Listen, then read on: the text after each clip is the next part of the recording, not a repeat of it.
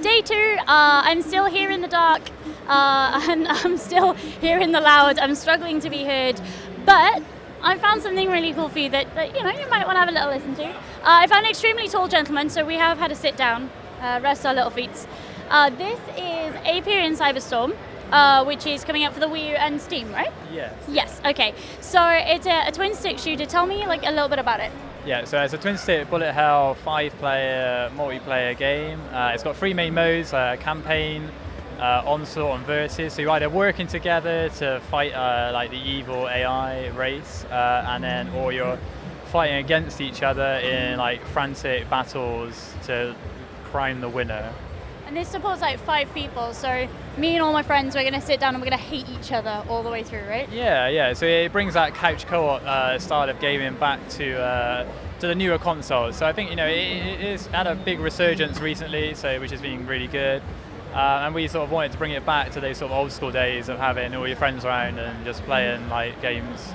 To the early hours. So like with the retro feel and obviously the really sort of bright colours, it does feel very kind of arcadey. Yeah. How have you sort of modernised the formula of the twin stick shooter to bring it for a more modern audience? Yeah, so I mean the bright colours are there mainly just because so you can understand which player you are, because we did do more detailed like models and stuff like that, but it didn't kind of work. It made more sense to sort of that you're red or you're blue or whatever, so that kind of worked. I mean, to modernise it, we've kind we've just kind of tried to make it more so we can just throw more out the screen, because that's just what you can do nowadays. But yeah, so that's kind of probably what we've done really with that. Yeah. So it's not easy then.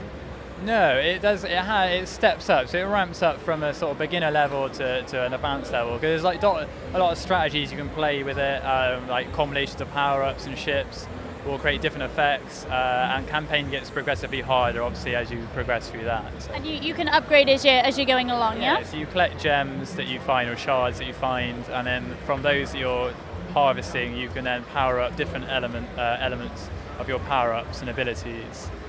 So this has found its sort of true home on the Wii U then. Are you guys big Nintendo fans? Yeah, so we're real like from back in the day, sort of, first consoles as NESs. The Super Nintendo that you guys have got your cards in and everything.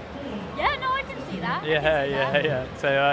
So we're a big Nintendo fans, so we've always always loved their sort of style of games, so we wanted to try and recreate that to some level with our own games, so that's what we tried to do. Yeah. So where are we in development with this game now? Okay, so about 80% through development. We pretty much are complete.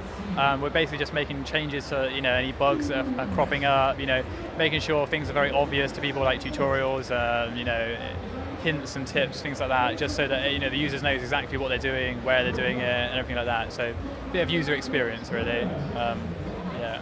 So it's very clean, and it's very because it's bullet hell. It's very obvious where it's got to be clean. It's got to be obvious where the bullets are coming from.